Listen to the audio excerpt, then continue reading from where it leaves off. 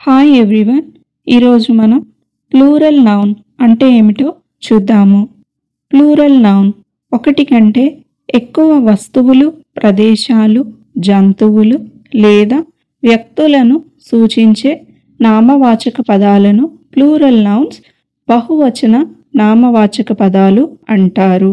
ఉదాహరణలు: బోట్స్ పడవలు, డాగ్స్ కుక్కలు, టమాటోస్ టమాటాలు, పీపుల్ ప్రజలు. వివరణ: పైన పేర్కొన్న పదాలు అన్నీ ఒకటి కంటే ఎక్కువ వస్తువులు లేదా వ్యక్తులను సూచిస్తున్నాయి. అందువల్ల ఇవి ప్లూరల్ నౌన్స్గా పరిగణించబడతాయి. ప్లూరల్ నౌన్ నిర్మాణ నియమాలు: సాధారణంగా సింగులర్ నౌన్కు ఎస్ చేరుస్తారు. ఉదాహరణ: బుక్ బుక్స్, కార్ కార్స్. కొన్ని పదాలకు ఈఎస్ చేర్చవలసి ఉంటుంది. అవి ఏమిటో చూద్దాము. ఉదాహరణ: టమాటో టమాటోస్, బాక్స్ బాక్సెస్.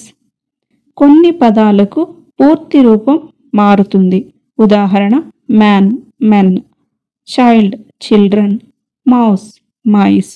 కొన్ని పదాలకు ప్రత్యేకమైన ఇర్రెగ్యులర్ ప్లూరల్స్ ఉంటాయి. Person people, foot feet. గమనిక: ప్లూరల్ నౌన్స్ వాక్యాలలో plural verbs like are, have తో వాడాలి. ఉదాహరణ: the dogs are barking. Plural నౌన్స్కు ముందు సాధారణంగా ఏ లేదా యాన్ వాడరు.